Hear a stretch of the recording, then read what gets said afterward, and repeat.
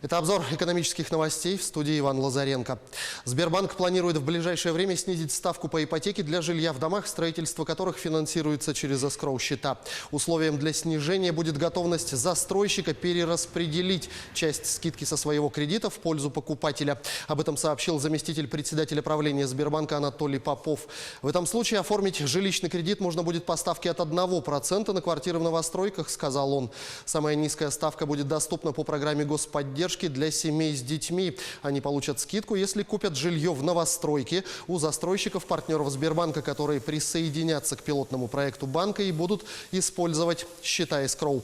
Какие квартиры могут быть проданы по сниженной цене, будут определять сами застройщики. Национальный расчетный депозитарий будет страховать негосударственные пенсионные накопления граждан России в размере до 1 миллиона 400 тысяч рублей. Этим государство планирует защитить как сами накопления, так и заработанный по ним инвестиционный доход. Национальный расчетный депозитарий будет администрировать и контролировать денежные потоки в рамках гарантированного пенсионного продукта.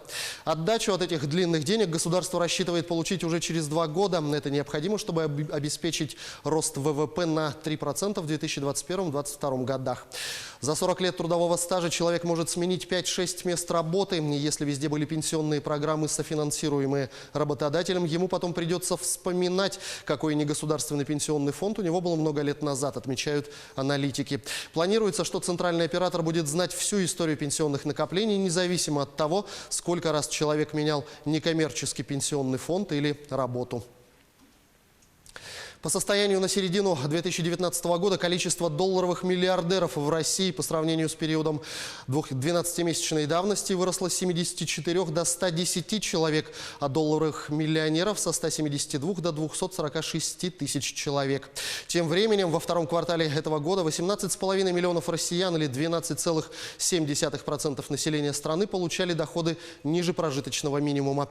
По данным Росстата, с 90-х годов в стране ежегодно растет индекс Джини, который отражает степень материального неравенства в распределении доходов по различным группам населения. Этот показатель оценивается по шкале от 0 до единицы, где приближающееся к единице значение указывает на большее неравенство концентрации доходов. В прошлом году данный индекс составлял 0,411 пункта, что, по мнению аналитиков, свидетельствует об очень сильном социальном неравенстве в современной России. Спрос на бензин в России в этом году упал на 1% по сравнению с прошлым годом, что является рекордом за последние несколько лет. По словам экспертов, даже такая небольшая цифра для рынка бензина серьезна и может расцениваться как тревожный знак. За последние десятилетия подобное падение спроса на топливо наблюдалось только в 2015 году, однако тогда на это влияла изменившаяся экономическая обстановка. Несмотря на это, в Министерстве энергетики России заявили, что значительного падения спроса на внутреннем рынке в этом году не наблюдают и назвали ситуацию с обеспечением топливом стабильной. По данным Министерства, отгрузки бензина российским потребителям сократили всего на 0,4%, а его запасы составляют более 1,5 миллиона тонн. Якутия может официально стать региональным оператором фонда Сколково. Вице-президент по развитию деятельности фонда Сколково на Дальнем Востоке Юрий Сапрыкин отметил, что с этого года после подписания такого соглашения все якутские технологические компании будут получать поддержку не только сервисную, но и налоговые льготы.